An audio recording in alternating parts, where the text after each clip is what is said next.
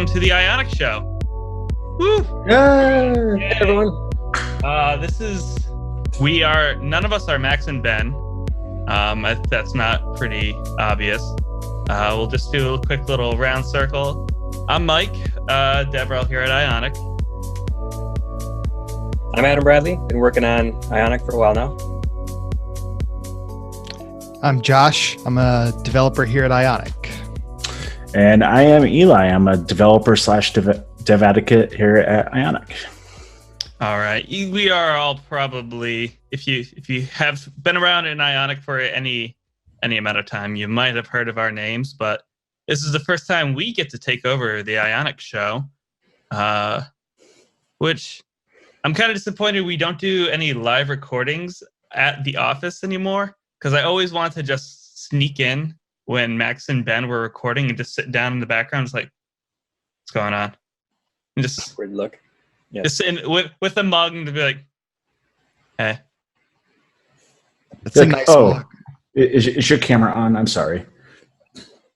Yes. Oh, you were recording. I didn't realize that you were recording. That blinking red light, that means recording. Got it. Yes, this is a very nice mug. All 20 ounces of coffee and the best 3 Star Wars movies ever. And I'm assuming it's Death Wish. No Death Wish this time. 700 milligrams of caffeine is a lot. Just enough. Just enough to, like, if I have that, I can't have anything else throughout the rest of the day.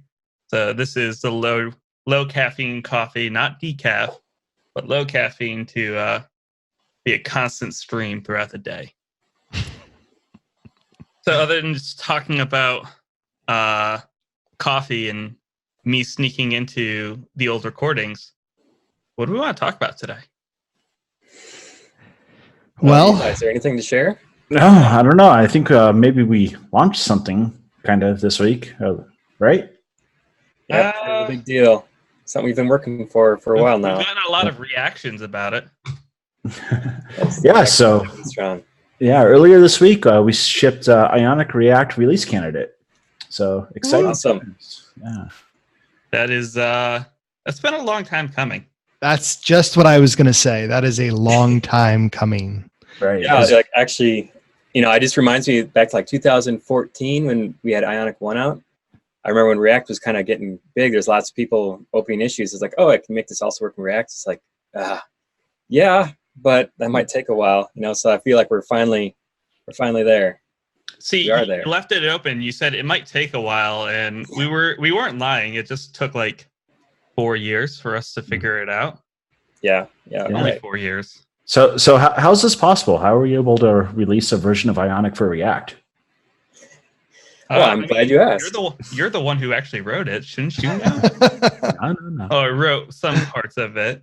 There was definitely lots of groundwork laid to be able to get this out the door. So what made this all possible? What changed? Yeah, I think what's cool here is that a lot of the work that went into Ionic React was really writing the router and writing how transitions would work. But as far as the 100 some components, those are unchanged. Those are the exact same ones that we're using for Angular, the ones that we use for just Ionic Core. So it's been fun to be able to separate the 2 different worlds where we've been able to have core component authoring and then also have this stuff ported to the different frameworks, which is actually kind of a dream come true for us. So it's fun to be able to pull this off finally.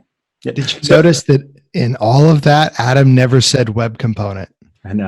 I was going to attempt it, and it's like, yeah, but how are all those components actually showing up in React, Adam? Mm-hmm. Yes. Web components, those are the key ones here. I think what's important is that, again, like we wanted to make sure that we put all of our time into building the component and not building the component per each framework. Because that's, I think a big misconception here is that we could have, not easily, but we could have rewritten all of Ionic in every single framework. And then not only that, but every single framework's version, because those change quite a bit too. And so a lot of time would go into that. And we've lived through this a couple times now where we've had to rewrite all of the components over and over again. So the change that we have here is that we wanted to reuse the exact same code, but be able to port it. that's easier said than done. One way that we were able to pull that off, or the way we were able to pull that off, really is custom elements. Custom elements is just an element in the DOM. It can accept events, properties, attributes. How it got there doesn't matter. How it got there, whether it was from a React binding or whether it's from Angular or whether it's just using jQuery, it doesn't matter how the stuff got into it, but it did. And then our components react to that, React being the big one. But that's kind of the big driving force behind why we're able to pull this off is basically web components. Right. And it just kind of like, there's nothing really special about it. It's like like at the end of the day, it's like a glorified div or a video element. Like there's nothing overly magical about it, except to there's nothing overly magical about it to the person adding the markup into their component. But it's like under the hood, it's like all that stuff is just encapsulated and kept contained to the component itself. Yep, exactly. And like each framework has their way to do that, which is great, right? The frameworks can continue to do that. But being that it's at the browser level, the browser understands what to do when it sees this custom element. And when it's like, oh yeah, this is a custom element, let's run some JavaScript. That's really the key. That's the big thing here is connected callback ran inside of this div, custom element, and it was able to execute the code we needed to run, no matter what thing made that run, whether it was React or Angular. It's really fun to look back because I remember the code base roughly 2013. And I remember there being some bindings directory and the whole goal of here's a Backbone app, or here are your Backbone components and your Ember components, and here's Angular JS, and then seeing how it all works out. It's like, I feel like this is the first time we've been able to do the whole cross framework kind of thing, and it feels super natural and it just works. Yeah, and I think it might be good. Let's jump into, because maybe some people coming to watch this show might not be traditional Ionic developers or traditional Angular developers. Maybe they're coming at it from like a React background. So let's dive into a little. Welcome. Welcome, definitely. If you're watching the video or listening to the audio, welcome. Glad to have you here. Right. So let's talk about a little bit of the history of Ionic, going back to when those binding folders came to be, and what was the vision of Ionic and how it went through over the different versions and iterations. Yeah, really. I think it was the fall of 2013 is when we first started working on Ionic. And yeah, we created an Angular, I think Ember, Backbone, and Knockout might have been the other, or maybe it was jQuery. We're all the ones listed out. And to be honest, that folder structure lasted for about a week until as we're starting them out, because the general concept was like, well, we'll just have the same CSS and markup, and we'll be able to port up the different things to the different frameworks, right? It's too easy. But then you get into event listeners, you get into just about anything with web development. It's not as easy as just adding CSS to divs. There's much more to a component than that. And as we built out the Angular version, which I think in 2013 it was just blowing up. It was just huge. It was used everywhere. It was that was the first one we started working on. So as we're building those components out, we quickly realized this is actually a lot of work. This isn't just CSS and divs. There's a whole component inside here. There's a lot of JavaScript. There's lots of interactions. There's what happens when this changes, all these ng ifs we have to put everywhere. So anyways, it quickly ballooned into this isn't as easy as just writing CSS, and then we port it to different frameworks. And so we quickly kind of ditched that idea and all right, Angular is very popular. Angular is awesome. We love it. Let's go with this one. And so that's kind of the initial story of V1. But I do want to say, that was that was a result of realizing how much hard work it was. But the initial vision of Ionic was to have it work everywhere. Mm-hmm. And fast forward to about a year and a half ago, 2 years ago, was when we started working on V4. It feels like. So, yeah. It's now we have web components and custom elements, and there's actually a standard low-level API to get this custom thing that you wrote with methods and events and properties and attributes that you can just put into an index.html, and it just works. And yeah, I remember I had followed it and only had heard of people doing stuff with Polymer. Yeah. And Polymer for me, but this was version 1 when it was using the first specification of web components. It wasn't my cup of tea. But when I found out, like, oh, here's just like the raw web standard, it's like, this is pretty nice. And then when I heard we were going to do web components, I was like, all right, this is perfect. Yeah, there was a huge turning point there because we even have issues open in 2014 of saying like, hey, you guys should make it work in web components too. And I remember we closed those ones also. It's like, well, that's a whole nother problem. But fast forward, I think it was summer of 2017 is when Safari first announced that they're going to have native V1 custom elements, and that was the big turning point. Like Android or Chrome had it for a while, but like if it only works in Chrome but it has horrible performance in Safari, we can't do that. But once it became a native thing in Safari, that's when it's like, all right, let's give this a shot. Let's see what we can do. And that was really the big turning point, to start moving Ionic to web components. I think we also know the writing on the wall for a lot of browser vendors is that if Chrome and Safari both adopt it, it's pretty likely that the other browser vendors are also going to follow that. So we knew that not only were we only going to have to provide polyfills to a few browser vendors, but going to Evergreen, all the browser vendors were going to support it in time. And that's what we've seen. Wasn't it like shortly after that, like Firefox had some initial support for it and slowly started catching up, and then even Edge was, all right, we'll add this as well. Yeah, I think Edge was really the holdout for a long time and we knew it was on the roadmap, but we didn't know when it was going to get worked on. But once we realized that Edge was actually going to be built on Chromium, that's when we were like, okay, well, everything works. Support now. Yeah. Yeah, and oddly enough, Edge had CSS variables from the beginning. So that was also a big decision because Edge didn't have custom elements or Shadow DOM, but it had CSS variables. So that was a huge decision in how we should do Ionic too. And it has helped us out quite a bit, and I'm glad we did. That's also why it would work in React and Angular, because each has their own way of doing styling, but there's also a common way of doing styling, and that's CSS variables, and so we use that. So we got a lot on the background for all the new people who are listening in. What does this mean for React now that we have these components? Yeah, so we just have these web components, and people use web components inside of React, right? Is that how it works? Too easy. Too easy. Yeah. If that was the case, I feel like the whole Ionic React would be far less of a big deal, and it's just like, oh, web components and React, whatever, Right? Whatever. Why do you definitely need an Ionic React package? Yeah. So Josh, you want to talk to us a little bit about kind of how Ionic React works underneath the covers as far as web components and wrapping those goes? Yep. I actually did a spike on this, I think, after quite a few components were built. I want to say it was like August of 2017, I think, is when I first looked at it. I'll have to look at my Twitter history, but I started using web components that were built with Stencil in a React application. And in the baseline, it felt like, hey, this is just going to work out of the box. Look how nice it is. And then you start digging deeper and realize that there's actually quite a few underlying problems in using web components with React.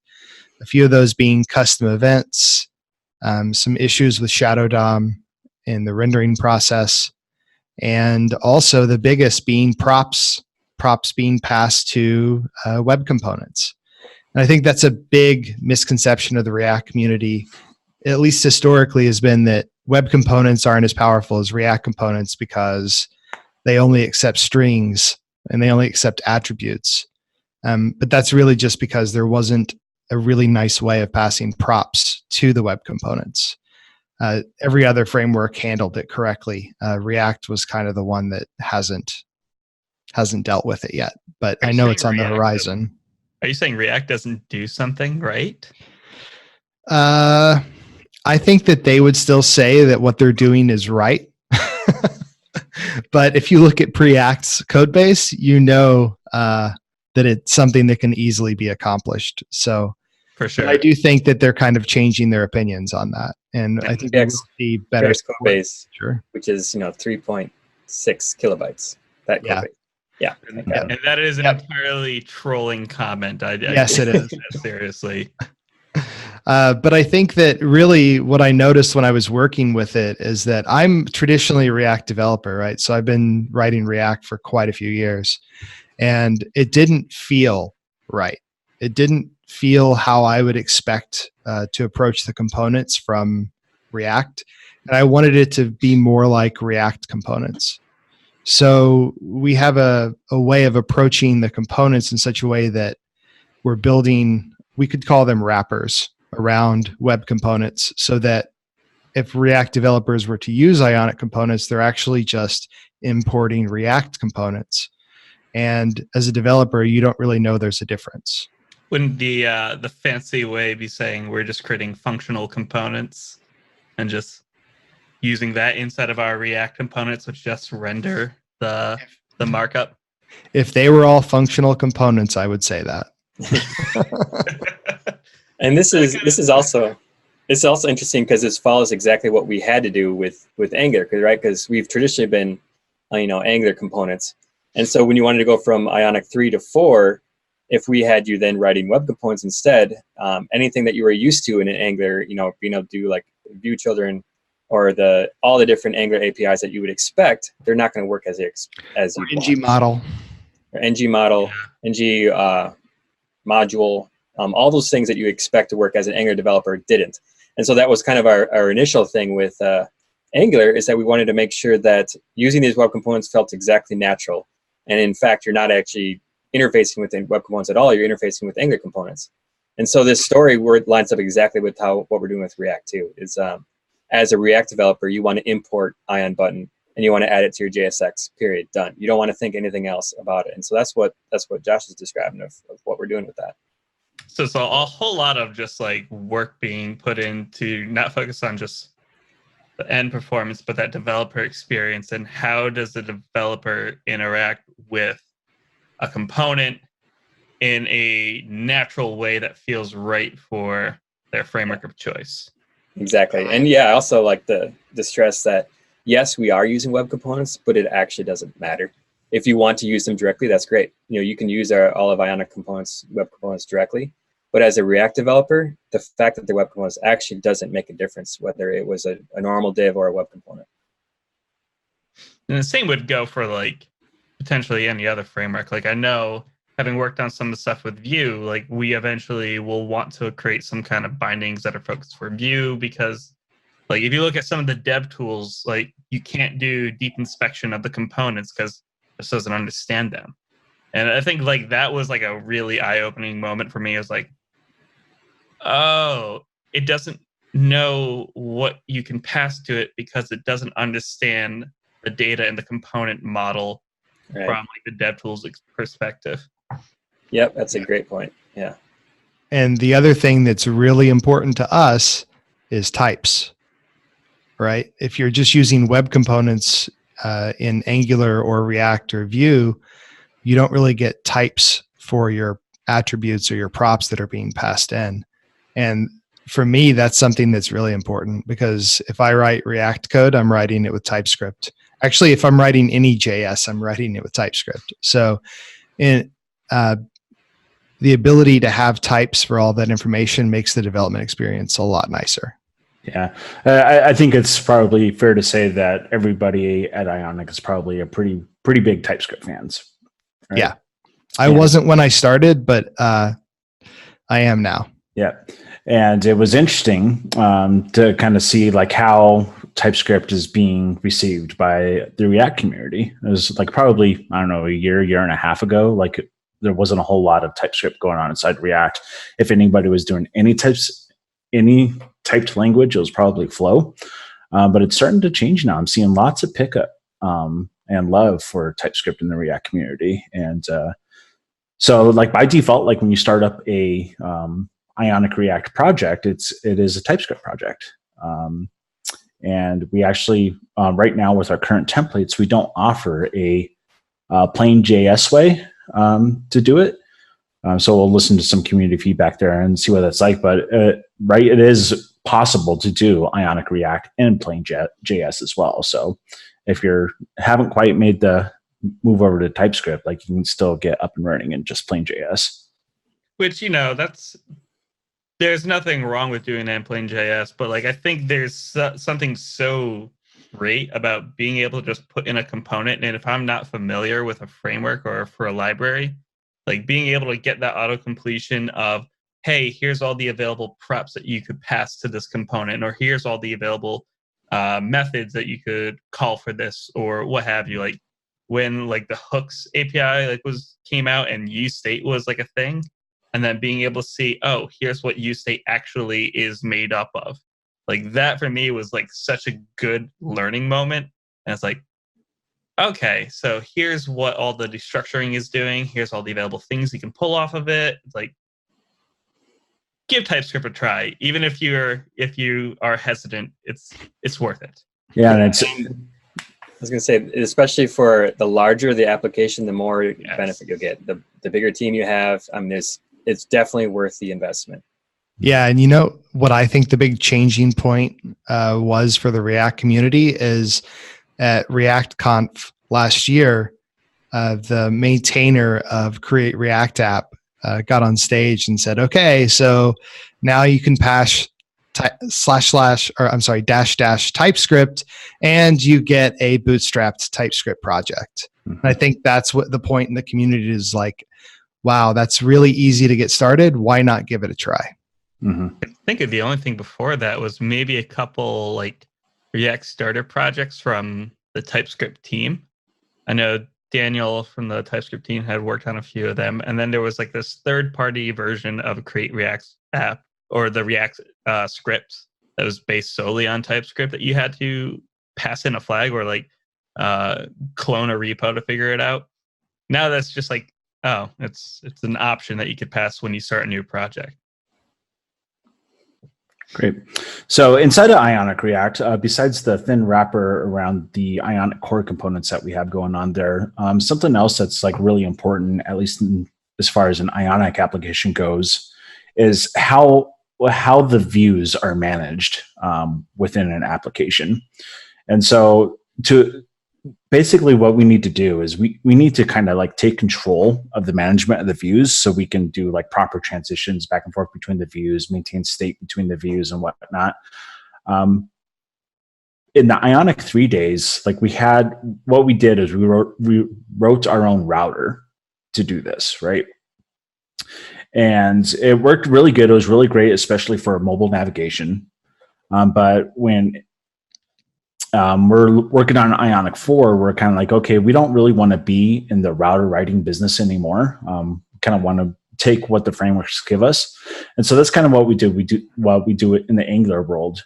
And instead of like writing our own router, what we're doing is we're just extending the routers that the frameworks give us.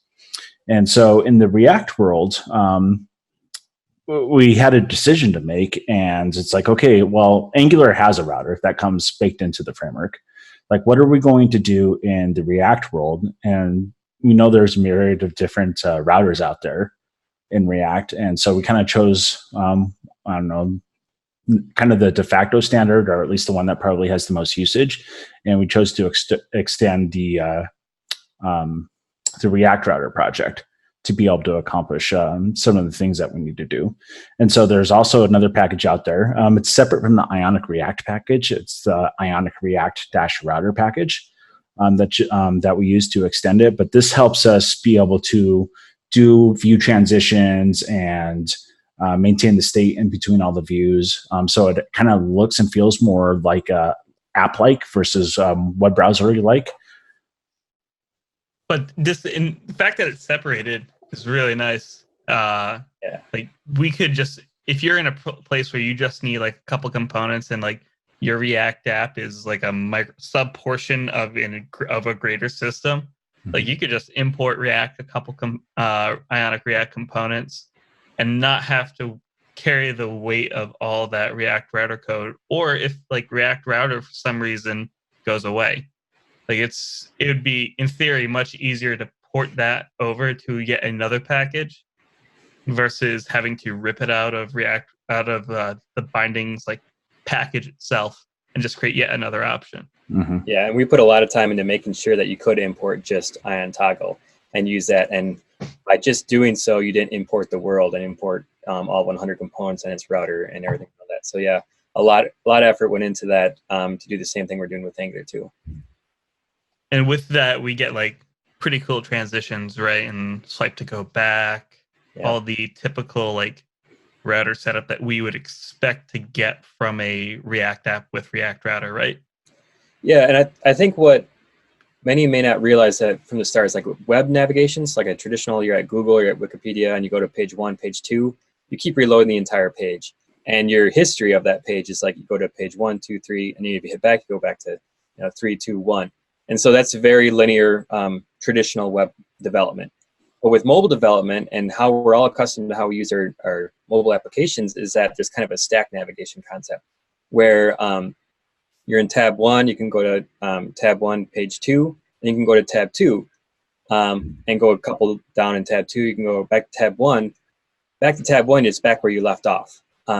Doing that in the traditional way of web development, traditional routers, that's very difficult to pull off. And so that's why we talk about we had to extend the routers a little bit to be able to have that mobile app type of navigation that we're all accustomed to, like the App Store that you use today. If you start tabbing through the different, go through different tabs, start digging through different pages, detail and list pages, and hit back, you'll see that this is actually much different than how the web works. And so it's a subtle difference, but it's actually a very important one if you want to have that native app quality inside of the navigation. And that kind of goes back to the linear navigation paradigm that, like you said, we were all using. But this is what we call it, like stack navigation internally, or stack controller.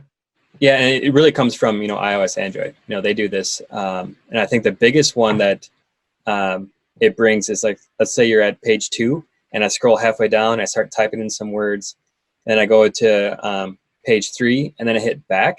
When I go back to page 2, it needs to be still scrolled in the same spot. It still needs to have the words that was typed into it. And that's something that mobile can do pretty easily, but the web doesn't, because the web is refreshing the page every single time.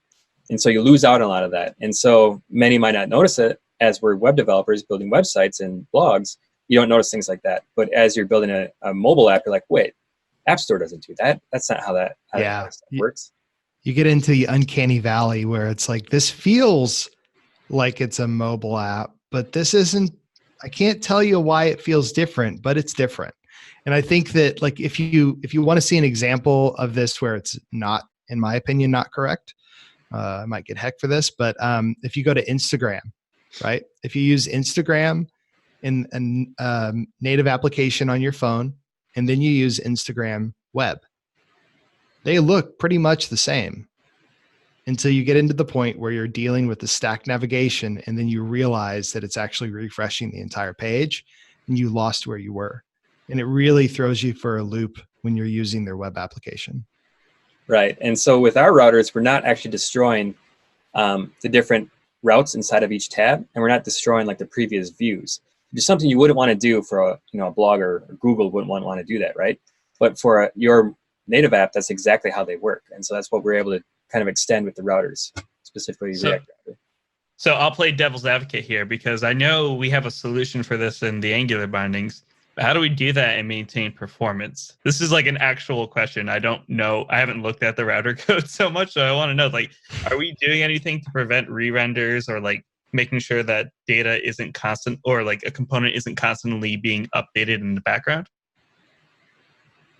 I was going to let Eli answer this. No, not currently. But React doesn't have like the same change detection mechanisms that Angular does, and so really, if a view that isn't currently that you can't actually see right now, if it's being re-rendered, it's probably because you're either changing the props or the state of that view. And you're probably not changing the state of that view because you're not actually interacting with it. And if you're changing the props to it, that's probably something that a developer could solve higher up in their application. So I would say that we might run into that issue someday, and we're not doing anything actively right now to stop it from happening. But it's probably, I would go out and say it's probably less of an issue in React world than it is in Angular world. Yeah. Right. Also, I think a huge thing is that we have it pages that aren't in Vue. They're after they transition and they're done, or they're page 2 and we're on page 3. It's on display none, and so display none is kind of the biggest performance improvement that we can do on a low-end device, where as the browser is rendering all this stuff, it sees display none, does absolutely nothing for the lower divs. And like Eli was pointing out, it is different than how the change detection works with Angular. Whereas with Angular, we're able to turn it off for that certain view. But in our case, it's a little bit different. But again, React really doesn't have as much of a change detection issue or concept, I guess. But there's a better way to handle it. Like if you are architecting your app correctly and like have some proper state management in place, like that's something that you never really should have to worry about. Mm-hmm. Yeah, and I'm not concerned at all, just because this is kind of how Angular's been doing it this entire time. Mm-hmm. And we do keep all the divs inside of the app still, and we haven't had issues because they're all display none. So does this mean now if this is something that I can use, I can just pull in Redux and all these other React libraries and just have it work with Ionic, right? Like there shouldn't be any need for me to create like Ionic React Redux. No, please don't. Yeah. That's free open source idea. Create Ionic React Redux. It's just use Redux. Yeah, and that just speaks to what we're really focused on, making sure that as a React developer, you do you, right? You create the app how you want. A new library comes out that has a better Redux, use that one instead. It's entirely not up to the Ionic's components to tell you how to do your applications. Yeah, and then at the end of the day, it's just a React app. Right, and if there's like a whole other library, like I forget the number that it was, but there's like a lot of packages on npm or that are just like React DOM based, and like those you can just pull them right in. Like was it Pop Motion from the Framework team, like for animations or something? But you could just add that into your component, into your app, and it's like you don't really need to worry about creating a transition layer or like some compatibility package. Yep, I mean it's just React components at this point. You can do whatever React can do, which is a lot of fun. It's fun that we're not trying to dictate the entire application. We are just web components that can work. It's far easier to maintain. That's an interesting transition because it's the idea that if you're using a React library that is built for the web, it's going to work in Ionic React, right? So all of the libraries that you use traditionally on the web for your React applications, you can now build native mobile applications with Ionic React and use those libraries. Yeah, we should probably talk about that a little bit. Yeah. Who wants to talk about this? Yeah. Definitely not going to cause any sir, you are wrong. No controversy here. Yeah, everyone else, feel free to stop me wherever I'm at. But yeah, with Ionic React, as web developers, you're able to use your web development skills, just like with React skills. You can build React Native applications. But with that, you can also build PWAs. You can also build Electron apps. You can do whatever you want with the same skills. And so it's important to us that I don't think it's necessarily a direct one-for-one to React Native, and we're trying to compete with them, but rather we're our own project that does web development. We do it the same way. And through that, we can use Capacitor or Cordova, Capacitor being one of our other projects that we have, where basically you can take this entire application and deploy it to an app store or Android store, Play Store, or PWA or Electron using the same code base. And it's literally the exact same code base, which makes it a lot easier, we feel, in this development. And if I were to pull a line that they said when they announced React Native, it's like, it's not just, it's learn once and write anywhere or deploy anywhere. Like if you know the concepts, deploying to an iOS app with like Ionic React and Capacitor, you're not having to rethink about how you have to, okay, well, I'm on iOS, I can architect it for this way, or I can handle these situations. It just works. Yeah, absolutely. And we really encourage, to give it a shot. I mean, if you're used to React and you're building a mobile application, give Ionic React a shot, because we're really, really proud of it, really confident in what it can do. It's been working great for Android users or Angular users for the last 5 years. And so, yeah, we think it's keep moving on and give it a test. Yeah, and the in order to get started with it, it's just a single command, right? It's all built into the CLI. So Ionic start, right? Install the CLI, run Ionic start. I think you do need, for now at least, you do need to put the -- type React. Otherwise, it's defaulting to Angular. Right. I think we had talked about this kind of quickly, and with some of this, with Dan and a couple of other people, making like a prompt, another prompt at the start where it's like Ionic start my app, and it's like, okay, well, do you want to do Angular, React, Vue in the future, Right, yeah. framework, and then being able to handle that situation. So if anyone listening or watching has thoughts or feelings on that, please let me know, because I would like to get some more ideas around that idea or around that concept. Yeah, and I think it's perfectly valid. Like up until now, like we really only had one framework to choose from, so it totally makes sense that it defaulted to Angular. I think I actually just saw an issue come in this morning or yesterday talking about adding that to the CLI to choose your framework as one of the questions. I think we should do it. I'm not too sure if that would constitute a breaking change and bumping the version number of the CLI or what. That'll be a Dan question. But so you heard it here first, folks. We're going to add a prompt to the CLI. If it's not added by Ionic CLI 6,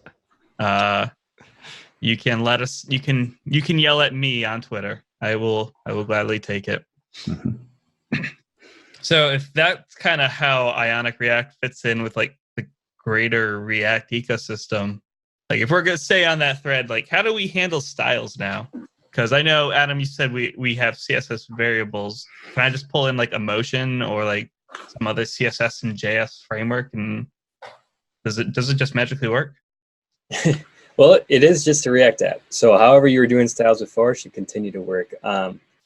But one thing, like we were saying earlier, is that with CSS variables, that's kind of our standard way to style or to change different colors. And so you would set kind of a global CSS variables file, which would set like the primary colors, the secondary, tertiary, all the different colors. And then however you set your styles in React is how you would set those CSS variables too. And that global CSS is just CSS. There is no Sass, there's no preprocessor, there's no other framework. It's just a CSS file with those variables being placed. Yep, just a CSS file at the lowest level. If you want to do Sass, less, stylus, doesn't matter. You can use those too, which is also why we always want to go to the lowest common denominator, right? With just CSS. We don't want to require Sass or anything like that. Or if you're using CSS and JS, you can pass the variables that way as well. You don't necessarily need to have that global, but globals are great for theming, right? Right. Well, I mean, they set the top level, most like colors, sizing, like the graphic rhythm. But there are certain components where it's like on a component by component base. Maybe this one particular Ion content, I want to change something or modify the padding on it for this one time. So it's good to know that you could just do that. Yep. Right. And that's more in the case where you want to use one of our components in your application rather than going all in on needing all of Ionic to start, right? Right. If you're building an application that may just use one of our components, you can pass CSS variables into it. Yeah, that's also to say that our components must work in a mobile app. You know, actually, we've been putting a lot of work into making sure that they're standalone. So if you had a WordPress site and you wanted to use our toggle, you could do that too. You could use React to do that. You could use it just as a web component. Same thing. So we're not specifically just for mobile application development. And we are starting to invest a lot of time into making sure that we get better on desktop too. So what that means is just fancier media queries, kind of understanding what should the components do when the screen is much wider. I mean, we've always traditionally been for mobile applications. And so we kind of follow the same patterns.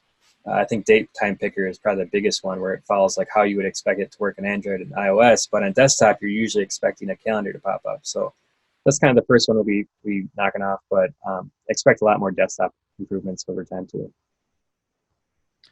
So do you think now that like if we have a base React starting point, Do you think we'll want to get into a place where we provide like this much more opinionated kind of starting point, or do we just want to stick with like whatever Create React app like gives you out of the box? Because at this moment, it's just Create React app scripts as like the dev dependency and whatever that includes, Ionic React, React Router, and then Ionic React Router as a list of dependencies. Do we want to add more? I can chime in on this. I think it's up to where the community takes us personally. Right. So Yeah, whatever the community needs per app, right? Yeah. Yep. I like the idea that we're starting with the base stuff that comes with the ecosystem for the framework. And so underneath the covers, when you run an Ionic start new app for React, it's using Create React app to bootstrap that app up and using the TypeScript template. And then we add a couple of things to the project for Ionic, like add our dependencies and whatnot, stuff like that. But I think that that's a good starting place. And if we can find ways that are actually going to add value for Ionic developers, Ionic React developers by extending that, then I think it totally makes sense. But I want to do it in such a way that it's going to break the ecosystem that they work with inside of React. Yeah, Or that's like- a great answer. Or like, load their entire app up a couple megabytes because they now have all these other dependencies that are included. It's like, I don't ever use this, but it's included in my package JSON. Stop Right. it. Yeah, and we tried to keep the base Ionic React library. The only dependencies that it has is React and React DOM. The React Router package, the only dependencies it has is React Router and React Router DOM. So we wanted to make sure that, by pulling in Ionic React, that you were getting like just a very thin layer that is going to be added on top of React. So as we get kind of closer to the hour, I did pull a couple questions from the community, and I would love to go over these if you guys have a moment. Yeah, let's do it.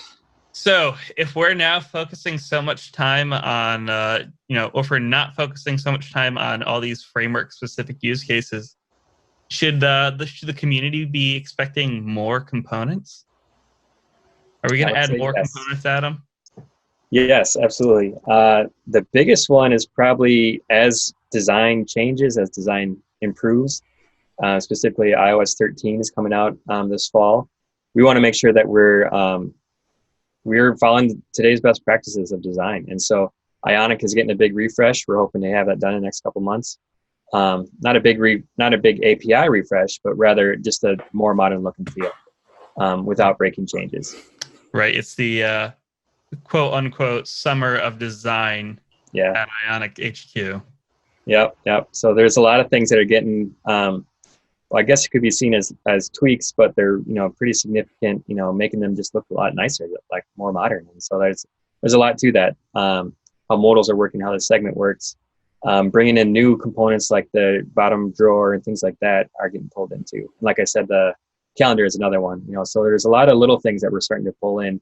So yeah, because like you said it already, because a lot of our time isn't going into framework development, but rather we can put our time into component improvement and development. So this is a question from Mike Callahan, a good friend of ours.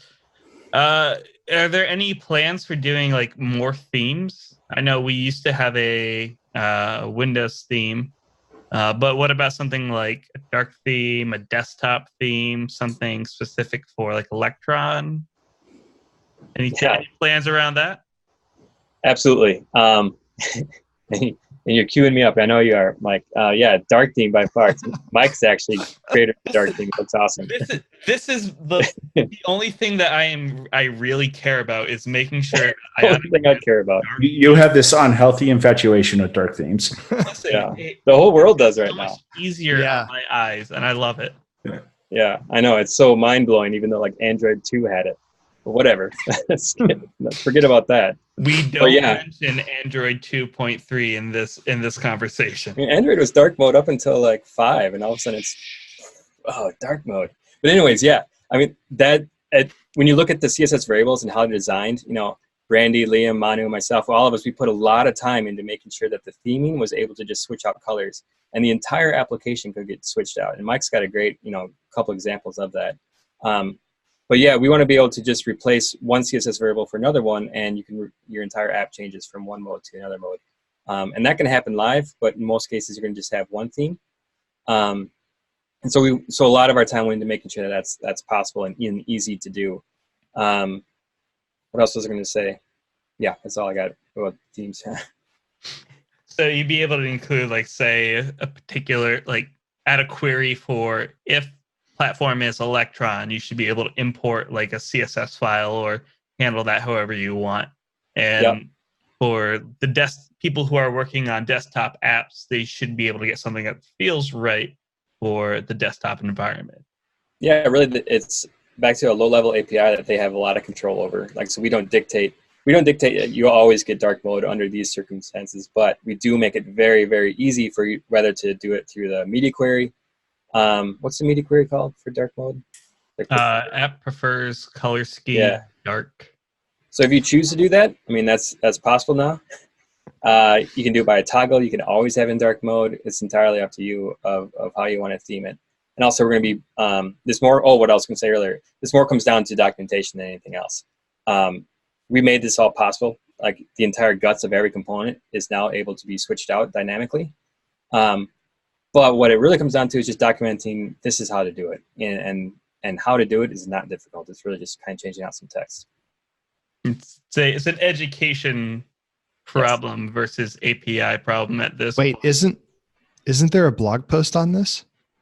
Oh, yes, there is. One that I happen to write. Oh, Josh, thank you for calling that out. Yep. And there's also a doc PR that I need to merge, which has dark mode tutorials and shows you how to actually add that to your app right now. Yeah, good stuff. So this might be a good one for you, Josh. You've been working a lot with design systems and maybe some monorepo stuff, right? How do we want to talk about monorepos with Ionic? Like, I know NX is popular in the Angular world, and they recently added React support. But do we have any opinions or thoughts on handling monorepos with Ionic? I'm not sure if there's much to talk about there, honestly. I mean, in monorepo, if you're building a monorepo, you're importing your standard packages that you expect. I don't know if there's really anything that's specific to Ionic working in monorepos. I will say that here at Ionic, we are fans of monorepos. We use them in quite a few places. Myself using Lerna in almost every project I work in. We finally added Lerna to the main repo too. Yeah, we're slowly transitioning each package over to it from the main repo. Yeah, we're still not on the Yarn train. No Yarn. Please just Lerna and that's it. But I don't know if there's anything really to talk about in reference to monorepos with React or with Ionic. So if you have any questions about like monorepos, or if you're feeling like any pain points and you want to bring some things to our attention, tweet at us. Let us know if you have anything like that. Definitely want to make sure that we work in situations like that. Yeah, and I was just thinking that probably stems from the fact that in the early days, we had to dictate the entire app structure.